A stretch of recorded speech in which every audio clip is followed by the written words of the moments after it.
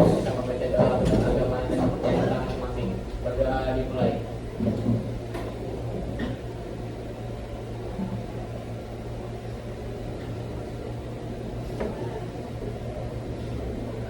Berdoa selesai.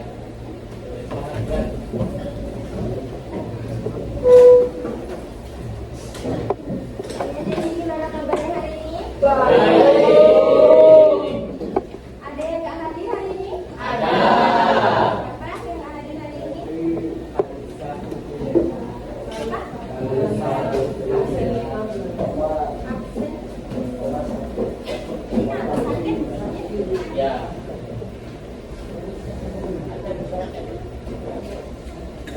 Kali saja nggak masuk hari ini. Siapa? Ferdi.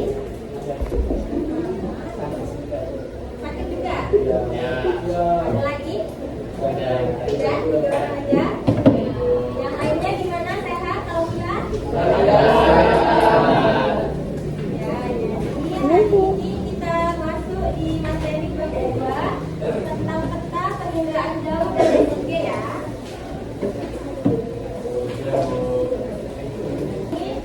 Jadi menurut kalian apa sih perbedaan peta dengan wilayah itu? Ada nggak perbedaannya? Jadi menurut kalian apa tuh? Ada yang bisa sebutkan? Nah, itu lingkupnya lebih besar.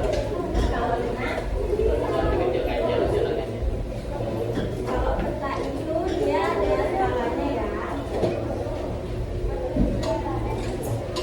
Jadi ini ada perbedaan dan kesamaan peta dan denah. Yang pertama itu denah hanya menggambarkan satu letak lokasi, tidak mencantumkan skala, tidak menampilkan garis lintas dan garis bujur, dan sisi topografi dengan tidak menampilkan simbolisasi penampakan topografi. Itu kalau peta itu berisikan beberapa lokasi, harus mencantumkan skala, menampilkan garis lintas dan garis bujur. Terus ada peta terdapat simbolisasi kayak warna, penampakan, dan topografinya. Nah, jadi persamaannya itu sama-sama menggambarkan suatu tempat sebagaimana penampakan dari atas, menggunakan bidang datar, dan menunjukkan gambaran suatu tempat yang diperkecil dengan skala.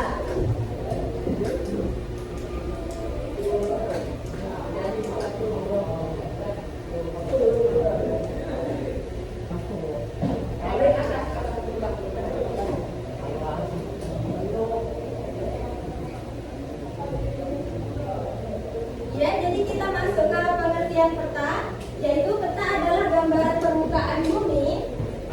Permukaan bumi pada suatu bidang datar dengan memiliki skala tertentu melalui sebuah sistem proyeksi.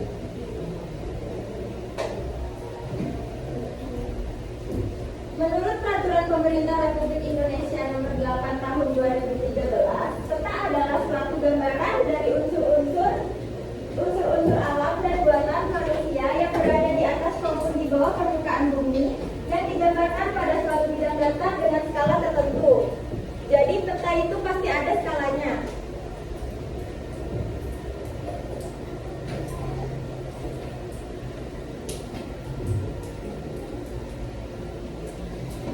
Oh ya, mungkin bisa dicatat ya yang pengertian peta tadi.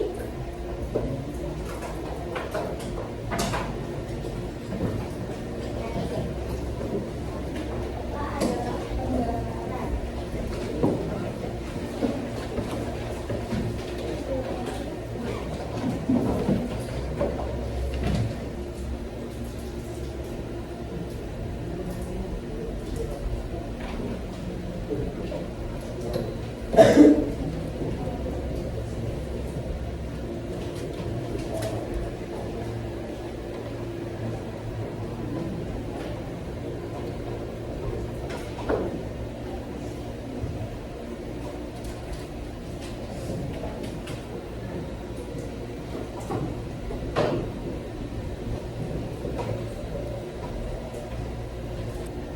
Sudah mencatatnya? Belum?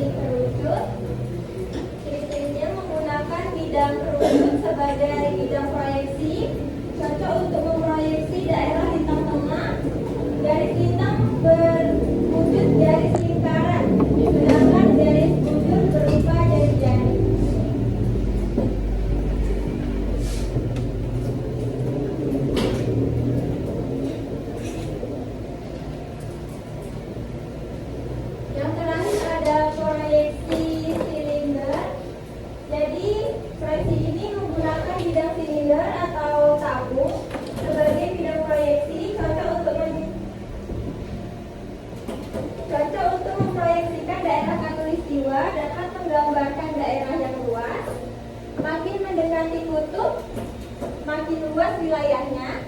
Daerah kutub yang berupa titik digambarkan sebagai garis lurus.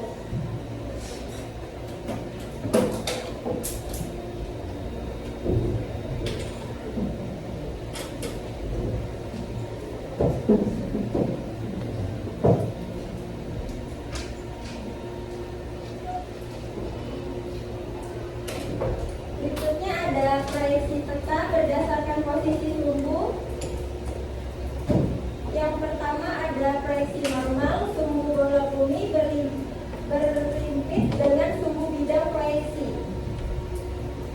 Jadi ini sumbu proyeksinya yang merah. Baru berikutnya ada proyeksi miring, sumbu bola bumi membentuk sudut dengan sumbu bidang proyeksi. Jadi dia menggambarnya dari sebelah sini.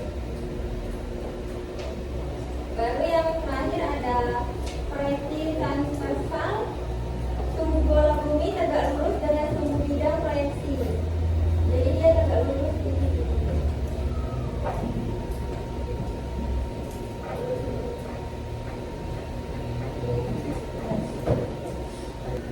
Nah, jadi kita lanjut ke komponen-komponen peta,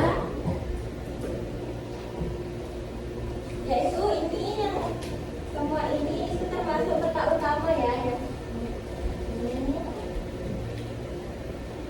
Ini namanya peta utama. Terus yang ini apa nih namanya? Judul peta. Kalau yang ini ya itu arah mata angin. Umumnya menunjukkan arah utara.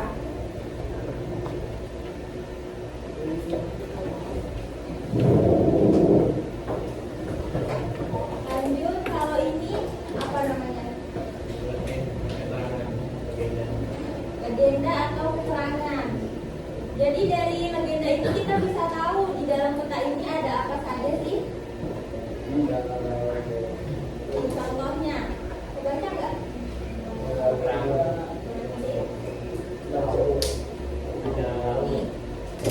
Ini ada laut, kota provinsi, kota kabupaten, kota kecamatan.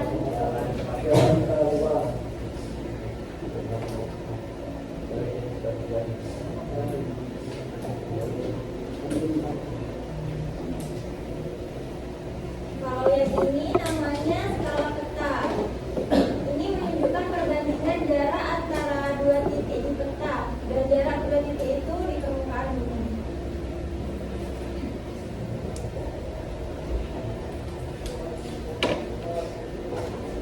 Lanjut, ini namanya insert peta. Itu peta kecil, peta keseluruhan dari wilayah ini. Lanjut ada garis bujur dan garis lintang. Ini garis yang di tengah warna merah ini namanya garis bujur dan garis lintang. Kalau yang ini namanya sumber dan tahun pembuatan peta. Jadi setiap isi peta itu harus memasukkan sumber-sumbernya. Jadi nggak boleh asal-asalan.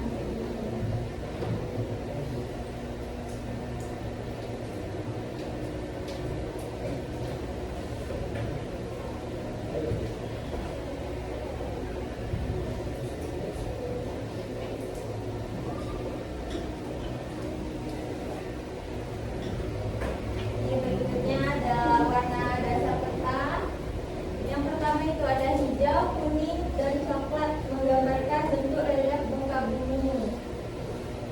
Yang kedua ada biru, ini yang biru ini, untuk menggambarkan semua perairan dan perairan laut maupun perairan darat. Yang ini airnya. Yang berikutnya ada merah dan hitam untuk menggambarkan jaringan jalan dan penampakan sosial budaya.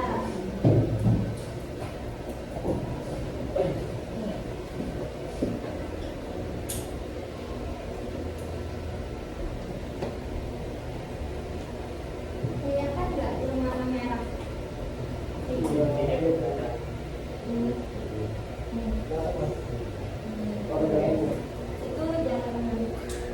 Berikutnya ada putih, itu untuk menggambarkan penampakan es dan wilayah yang tidak termasuk memenuhi wilayah utama.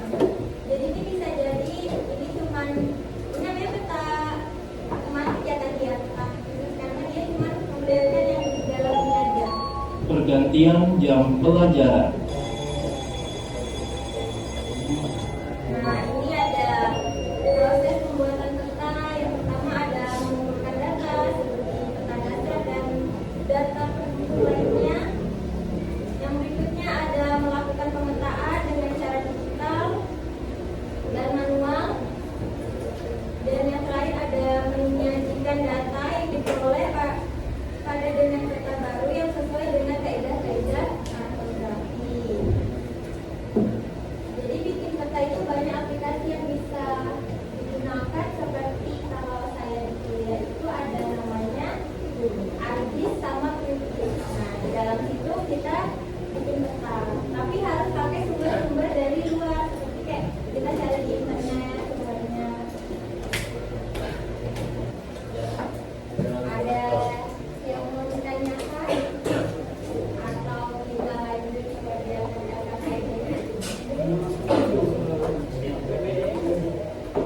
kelompok atau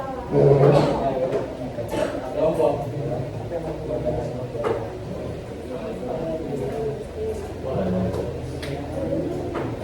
lanjut mengerjakan. Kalau lanjut mengerjakan, kalau ada yang tanya boleh hitung 1 sampai 4 kembali ke 1.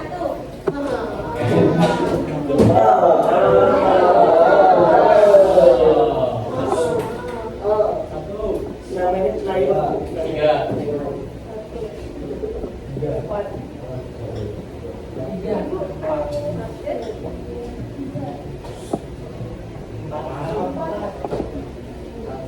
Dua. 2. Lanjut. Satu. Dua. Empat. Yang nomor 1 Satu. di depan sini. 2, 3. Empat sini. Empat di dua. di belakang sebelah sana juga. Empat dua.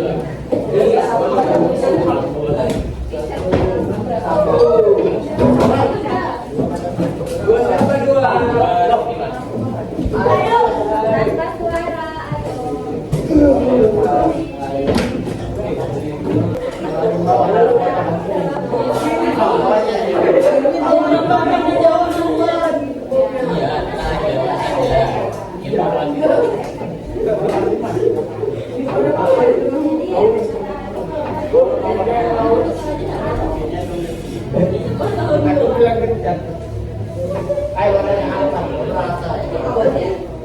Ayo, disiplin. Semuanya yang tulis aja disiplin. Kamu udah nulis apa lagi? Robert. Aja. Ya udah jadi dulu jadi. Kamu kata aja dulu. Apa yang muncul? Itu baca. Tahu ini. Kenapa ini langsung aja dulu.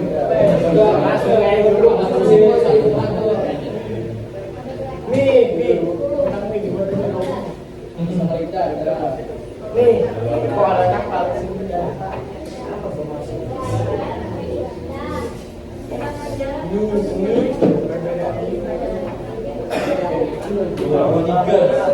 Namanya cuma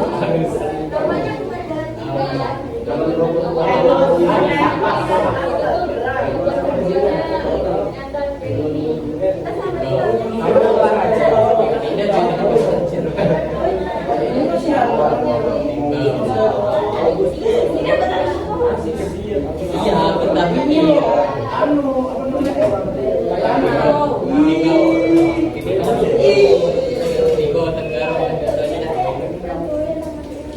Ini teman kota aja soalnya 12.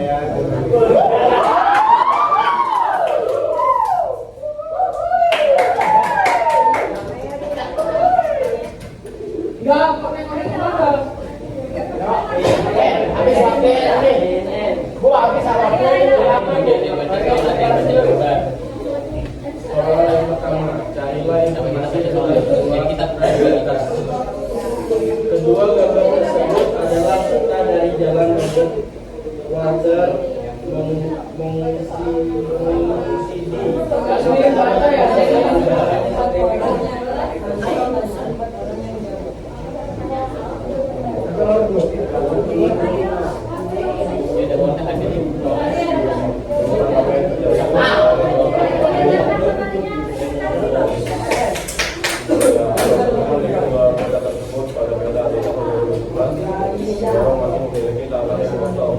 Pada beda 2025 kemudian jelas bahwa sudah ada kekurangan kembali dan kemungkinannya dibandingkan dengan beda tahun 2011.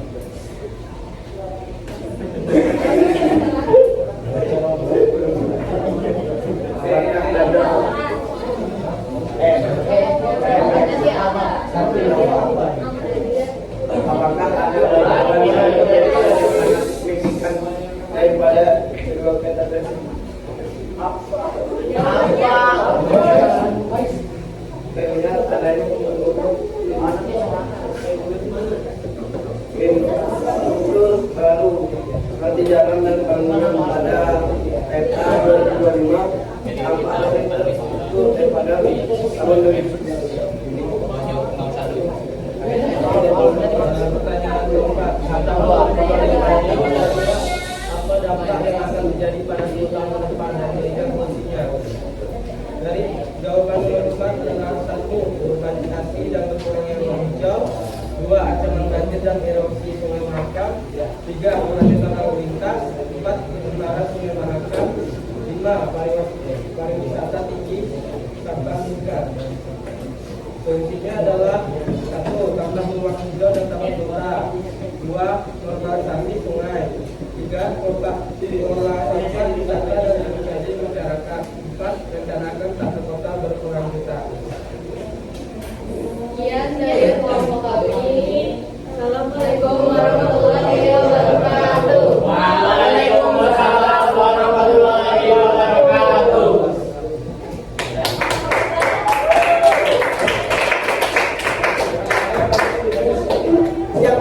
Pelajaran hari ini yang maju tadi bagus semuanya jawabannya.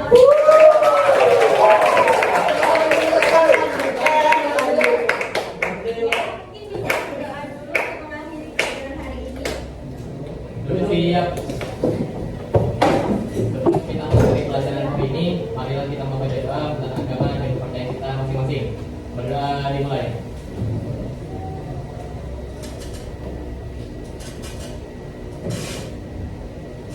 Berdoa selesai.